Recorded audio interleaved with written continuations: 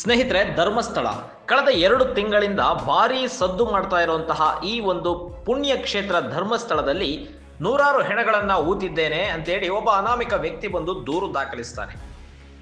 ಕೋರ್ಟ್ಗೆ ಹೋಗಿ ತನ್ನ ಹೇಳಿಕೆಯನ್ನ ದಾಖಲಿಸಿದ ನಂತರ ಸರ್ಕಾರ SIT ರಚನೆ ಮಾಡುತ್ತೆ. SIT ರಚನೆ ಆದ ನಂತರ ಆತ ತೋರಿಸಿದ ಸುಮಾರು ಜಾಗಗಳಿಗೆ ಹೋಗಿ ಉತ್ಖನನ ಕಾರ್ಯವನ್ನ SIT ಅಧಿಕಾರಿಗಳು ಶುರು ಮಾಡ್ತಾರೆ. ಆದರೆ 12 ಸ್ಥಳಗಳಲ್ಲಿ ಶೋಧ ಕಾರ್ಯ ನಡೆಸಿದ್ರಲ್ಲಿ 6 ಅಂದ್ರೆ ಸ್ಪಾಟ್ ನಂಬರ್ 6 ರಲ್ಲಿ ಮಾತ್ರ ಕಳೆಬರ ಪತ್ತೆಯಾಗಿತ್ತು. ಇನ್ನು ತೀವ್ರ ಕುತೂಹಲ ಕೆರಳಿಸಿದ್ದು ಅಂದ್ರೆ 13ನೇ ಸ್ಪಾಟ್. ಯಾಕಂದ್ರೆ 13ನೇ ಸ್ಪಾಟ್ ನಲ್ಲಿ 300ಕ್ಕೂ ಹೆಚ್ಚು ಶವಗಳನ್ನ ಹೂತು ಹಾಕಿದ್ದಾಗಿ ಆ ಅನಾಮಿಕ ವ್ಯಕ್ತಿ ಹೇಳ್ಕೊಂಡಿದ್ದ.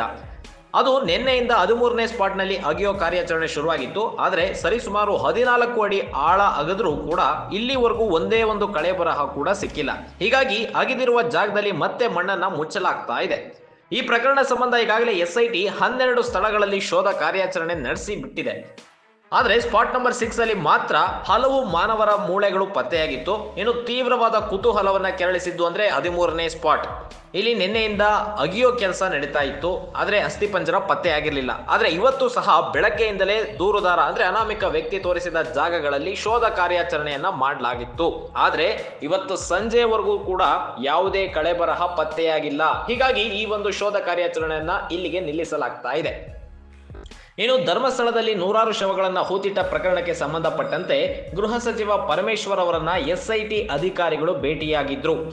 SIT ಮುಖ್ಯಸ್ಥ ಪ್ರಣಬ್ ಮೊಹಂತಿ, DIGP ಅನುಚೇತ್ ರವರು ಪರಮೇಶ್ವರ್ ಅವರನ್ನ ಭೇಟಿಯಾಗಿ ತನಿಖಾ ಪ್ರಗತಿ ಬಗ್ಗೆ ಮಾಹಿತಿಯನ್ನ ಹಂಚಿಕೊಂಡಿದ್ದಾರೆ. ಕಾರಣ ಇಷ್ಟೇ, ವಿಧಾನಸಭಾ ಅಧಿವೇಶನ, ಮುಂಗಾರು ಅಧಿವೇಶನ ನಡೀತಾ ಇದೆ. ಅಲ್ಲಿ ಸದನಕ್ಕೆ ಪರಮೇಶ್ವರ್ ಉತ್ತರ ಕೊಡಬೇಕು. ಹಾಗಾಗಿ ತನಿಖಾಧಿಕಾರಿಗಳನ್ನ ಕರೆಸ್ಕೊಂಡು ಏನಿದೆ ಸದ್ಯದ ಅಪ್ಡೇಟ್ ಏನಿದೆ ನನಗೆ ಮಾಹಿತಿ ಕೊಡಿ ಅಂತೇಳಿ ಪರಮೇಶ್ವರ್ ಕೇಳಿದ್ರು.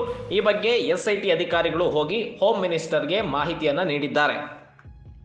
ಇನ್ನು ದೂರುದಾರ ಧರ್ಮಸ್ಥಳದಲ್ಲಿ ನೈರ್ಮಲ್ಯ ಕಾರ್ಮಿಕರಾಗಿ ಕೆಲಸ ಮಾಡ್ತಾ ಇದ್ದ. ಸುಮಾರು 1 ದಶಕದ ಹಿಂದೆ ಅಂದ್ರೆ ಸುಮಾರು 10 ವರ್ಷಗಳ ಹಿಂದೆ ಧರ್ಮಸ್ಥಳ ಗ್ರಾಮದಲ್ಲಿ ಸುಮಾರು ಅತ್ಯಾಚಾರ, ಕೊಲೆ, ಸಂತ್ರಸ್ತರ ಶವಗಳನ್ನು ಹೂತಿದ್ದೆ ಅಂತೇಳಿ ಈ ಒಂದು ದೂರುದಾರ ಆರೋಪ ಮಾಡಿದ್ದ.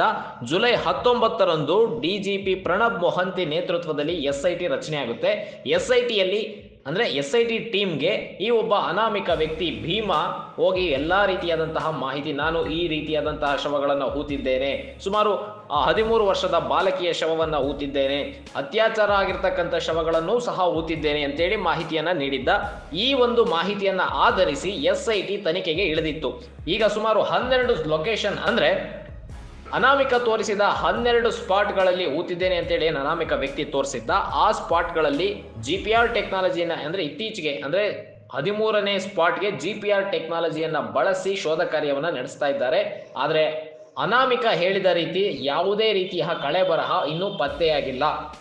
ಅಂದ್ರೆ 13ನೇ ಸ್ಪಾಟ್ನಲ್ಲಿ 300ಕ್ಕೂ ಹೆಚ್ಚು ಶವ ಹೂತಿದ್ದೆ ಅಂತೇಳಿ ಏನು ಅನಾಮಿಕ ಹೇಳಿದ್ನಲ್ಲ, ಆ ರೀತಿಯಾದಂತಹ ಯಾವುದೇ ಕಳೆ ಬರಹ 13ನೇ ಸ್ಪಾಟ್ನಲ್ಲಿ ಪತ್ತೆಯಾಗಿಲ್ಲ.